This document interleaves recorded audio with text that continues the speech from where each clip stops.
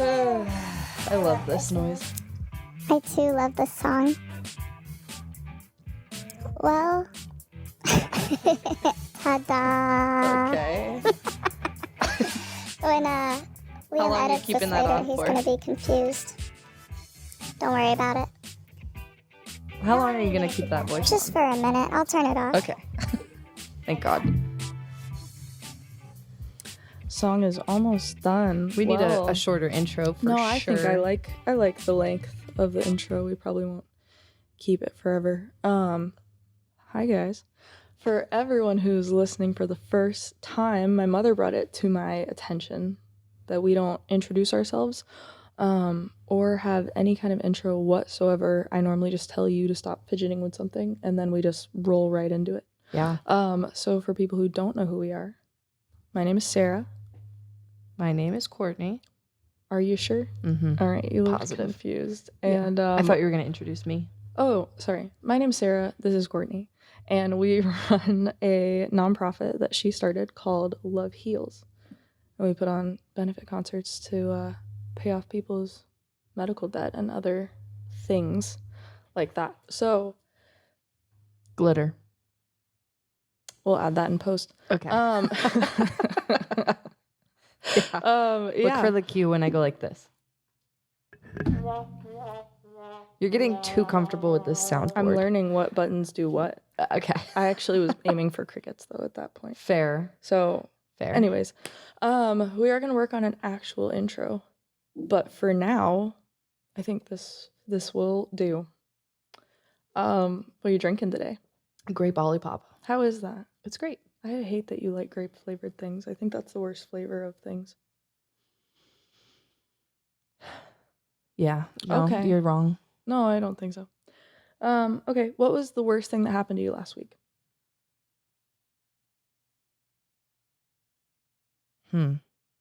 That is a good question. Icebreaker.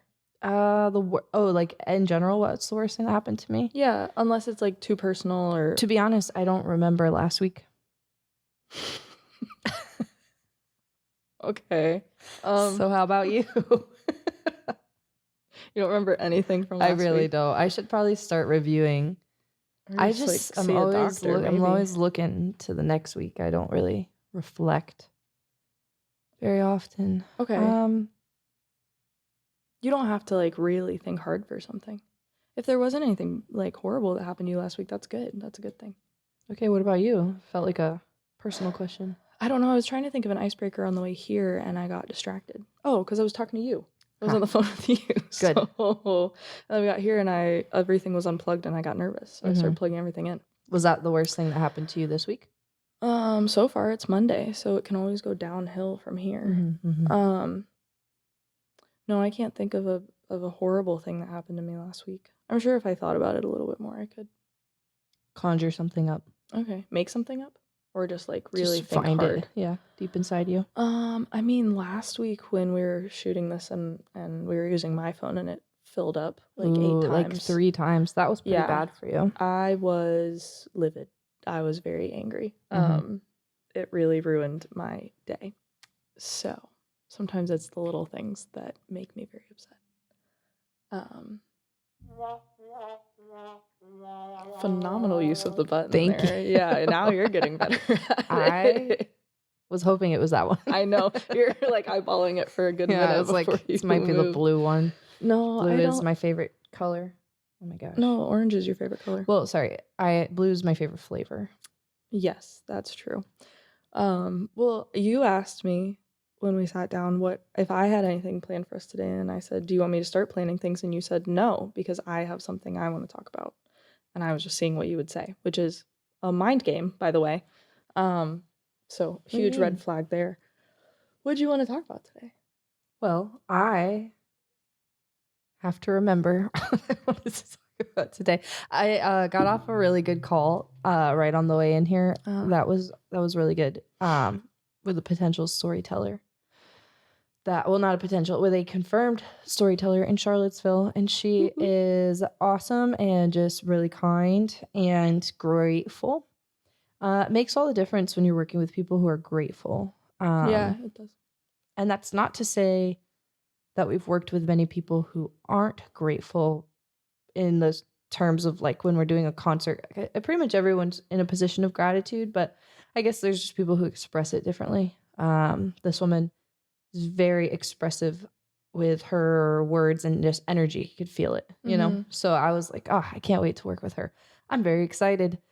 People like that just make me want to start like, we're going to do so much. It's going to be awesome. We're going to have food trucks, you know? Well, maybe. Well, we might. I don't know. Venue. Like, well, yeah, we should It probably depends on start the with venue. like where we're hosting Yeah, it. But because where are we going to put food trucks? Can't put them everywhere. no, we Right. shouldn't put them I everywhere. think there's like permits you have to get for that. What? Probably. I don't think Not so. that we have to get like Oh. a food truck company or a food truck person would have to get like a permit. Well, You have to get we'll a look- permit to do a yard sale. What? You're not allowed to just do a yard sale. Nuh-uh. Yes. That feels invasive. I don't know if invasive is the right Like, word. why though? Like, it's your stuff. Just sell your I stuff. have no idea. I agree with you. Do you have to get a permit to be on eBay? No. Hmm. But you probably have to like sign up and agree to like terms and conditions. So a permit to do a yard sale is like the terms and conditions to your county? Yeah. Yes. All right. Well, anyway, Oh, you you have my learn vote. something new every day. Yeah, you should run for like city Mayor. council. Nope. I was Oh. gonna go a little bit lower than mayor was a huge jump. Don't underestimate my value. Okay. Anyway, Yeah. well, prior to my call, I was processing today a little bit about I'm gonna Sarah. Yeah. Why? No, just let me. Why are you doing that? Because I feel like I'm kind of far away from it. Ta-da. Okay. Well, you really, really took away anything that I had to say with that. No. How did you know the blue one did that? I didn't, but that was I was like, I'm gonna hit the blue one and see what it is because I knew it wasn't the trombone. But honestly, God is real because that was perfect. Yeah, that's how you know God is real. Oh my gosh, speaking of God is real, what did you Okay. think? Okay, really quick. Let's go backwards. Oh. So last night we went up to a going away party in Roanoke to Shannon Dominguez's house. And she's moving herself and her 2 kids to Taos, New Mexico. And Where they burned down the Starbucks 3 times because they don't like outsiders. Yeah, very interesting. Terrifying. But I think it's going to be great for her. Oh no, she's gonna be fine. But Shannon I just love her so much. I've talked about her multiple times on this because she was my first nonprofit friend and she's just awesome. So anyway, we were talking to her last night. She's an extra Jehovah's Witness. I really want to get her on here, but she's like moving now. Well, yeah, we'll probably have to wait till she gets a little more settled. Or do virtual or something. Well, yeah, but we still have to wait till she like gets Well, that's there. fair. That's Yeah. fair. Either way, last night she kept talking about her agnostic, atheistic, but sometimes God is real stuff. What did you think about some of those things she was sharing? Because I thought it was very interesting.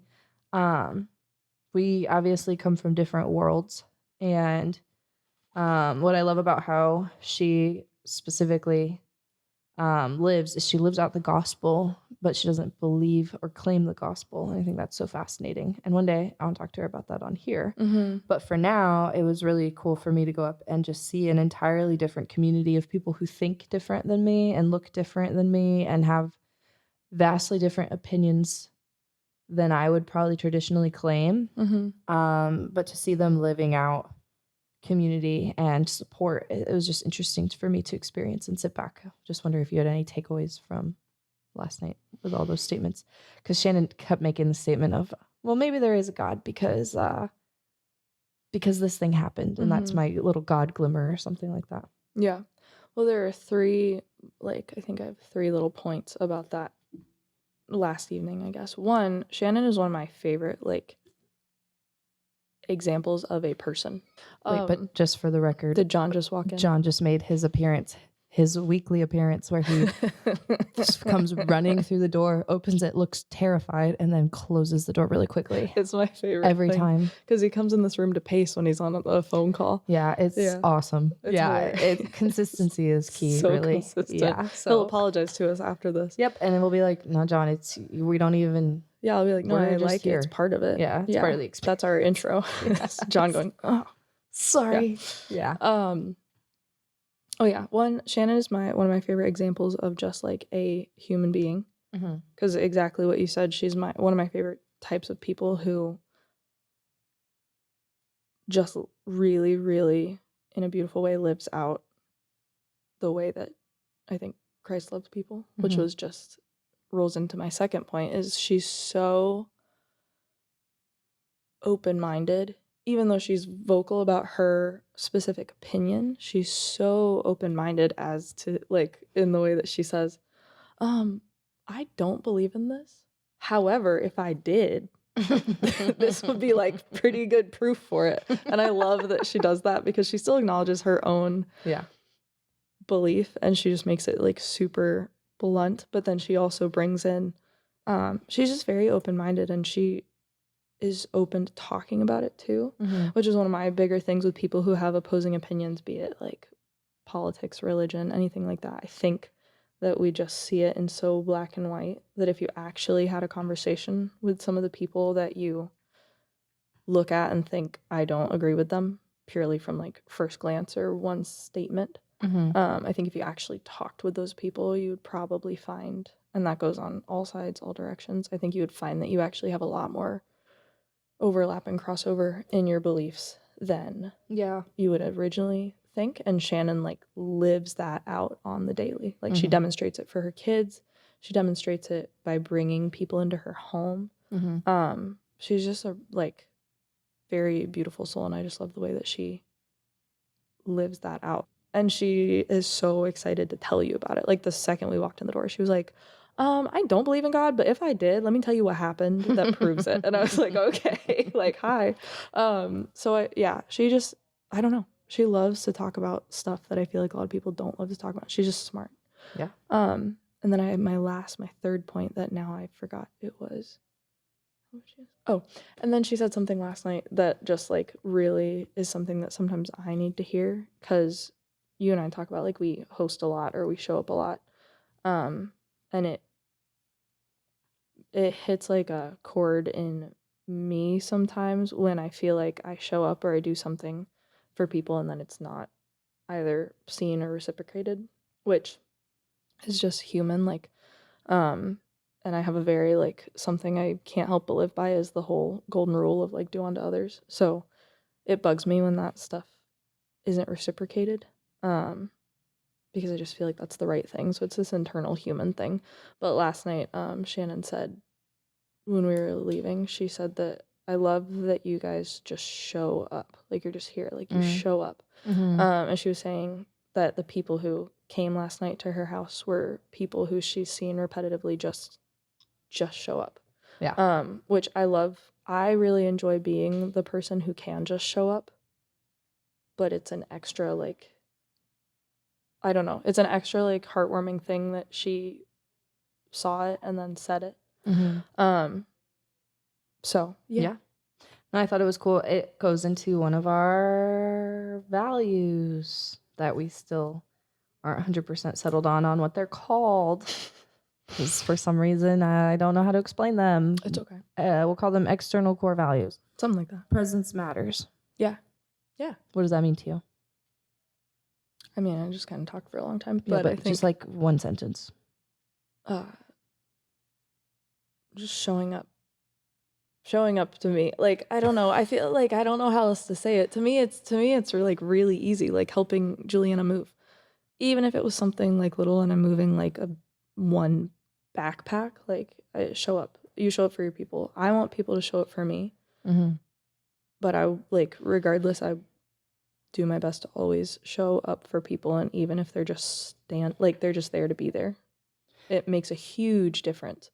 Like, well, let's talk about that for a second though. Okay. Because you know that whole okay, so there's obviously got to be some intention behind showing up, because you know the whole rule of like, hold on. Uh-oh. Just something's ringing. Oh yeah, I'm getting a call. Nelson, I'll call you back, man.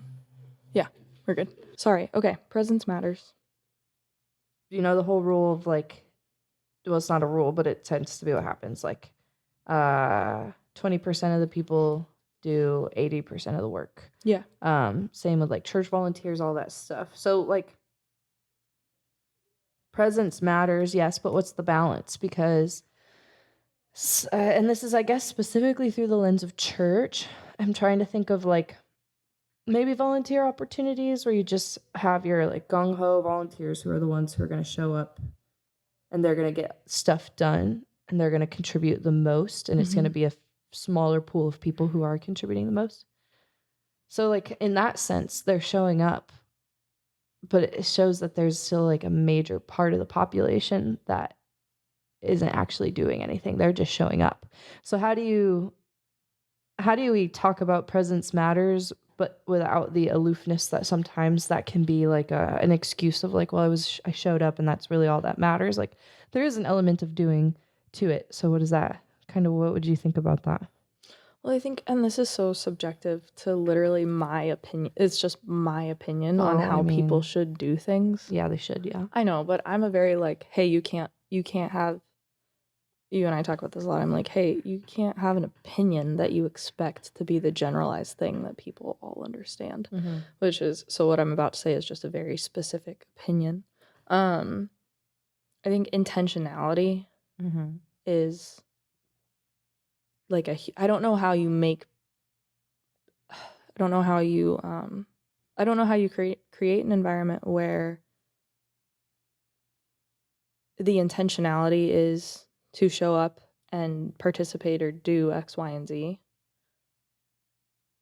But even if you just show up, that's enough.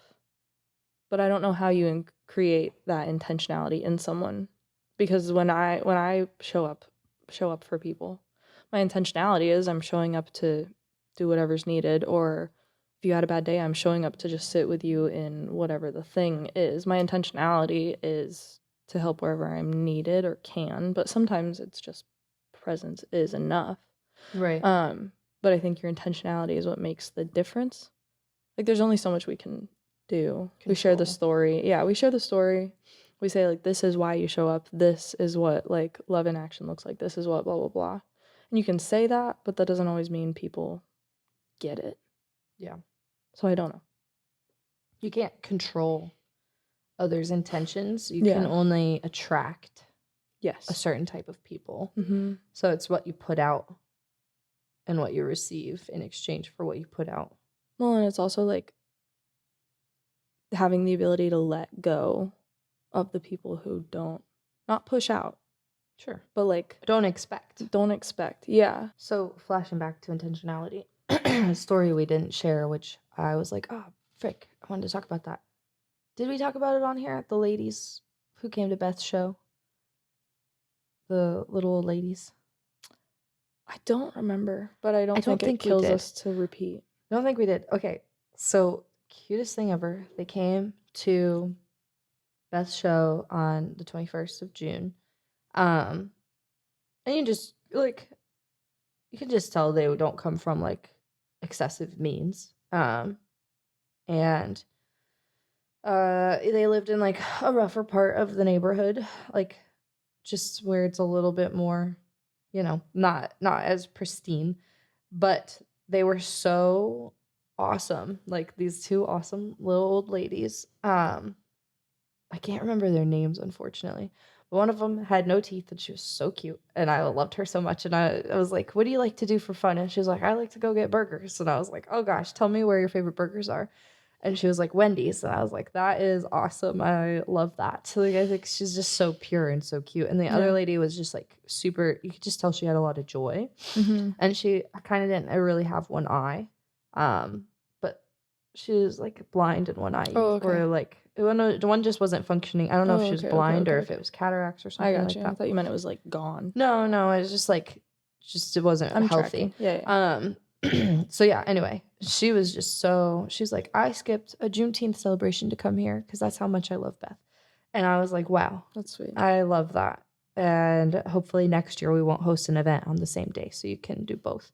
And she said, that sounds great. I said, yes, ma'am. But anyway, those two just really hit me because they went up to one of our board members to donate to Beth, and they each had a $20 bill, and you just knew like that is a bigger sacrifice to them than someone else donating $100. Like you just knew that was a sacrifice.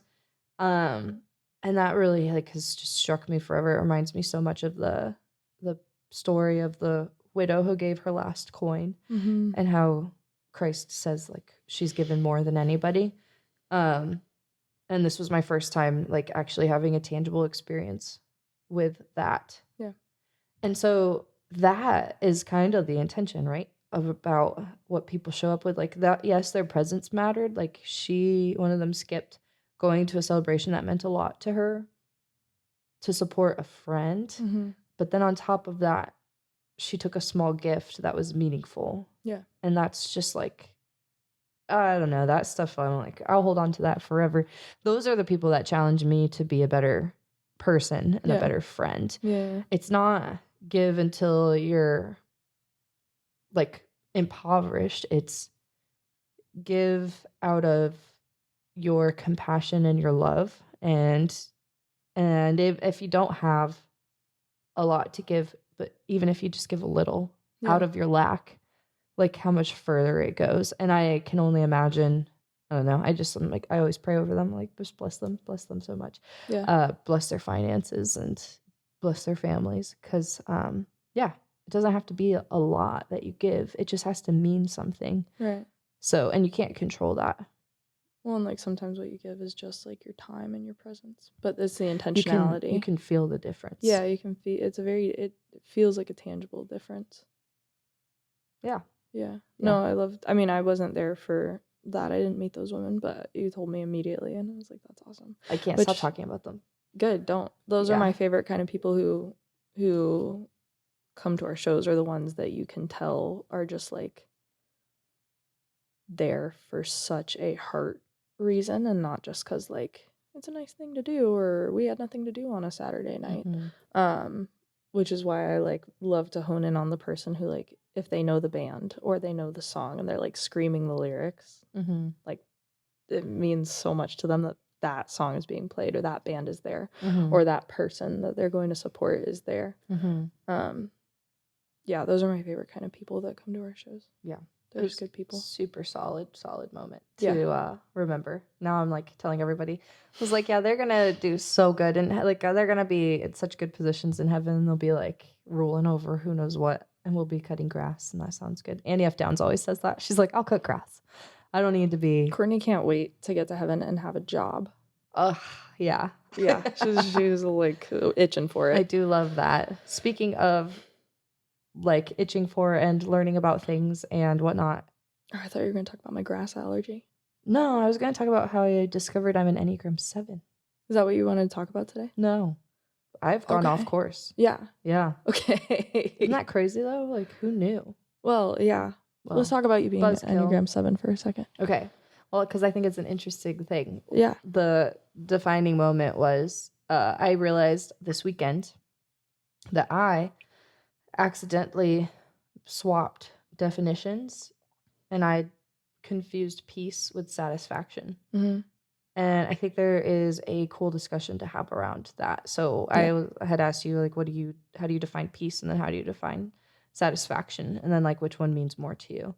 So which one means more to you? I was about to say, you didn't ask me which one means more. Well, now I'm asking you which one means more to you.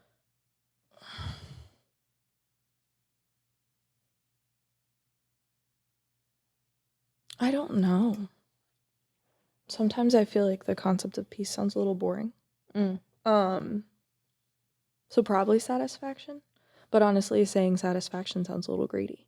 Really? Yeah, I think so. But I have a very like, don't worry about me. I'll be fine mentality. I'll be fine over here. Yeah, I'm like, seriously, don't worry about me. Don't even worry about it. I'm good.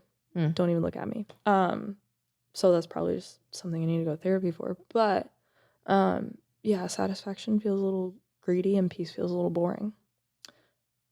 So honestly, asking me to choose between the two, probably satisfaction. So I guess in the context of like Love Heals, like where do you feel satisfied or where are you still lacking and looking for?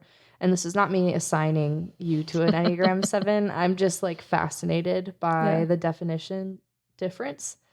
Because I literally was like, oh my gosh, I don't want peace. I want to be satisfied. And I didn't realize that I was just misnaming them. Yeah, well, I'll have to look into because I'm a 6, so I'll have to look into my wing. Because Sure. I haven't actually done any. Are you either numbered to the left or the right of it, essentially? I I'm don't a know 5 or how, a 7. the hard rules of it. I'm Okay. assuming you lean more towards a wing, but I would think you could go to either side pretty No. I mean, seamlessly. but it's either a 5 or a 7. Oh, yeah, you have right? to be next to. Okay. Yeah. So yeah, I'm curious if I'll have to do a little more research into it. Figuring out I was a 6 and literally just having the phrase loyal skeptic Mhm. made a lot of stuff make sense. So good. Don't mock my snap. Sorry. What was the question that you just asked? Where are you satisfied in life? Oh, In I your don't work, or know, what brings girl. satisfaction?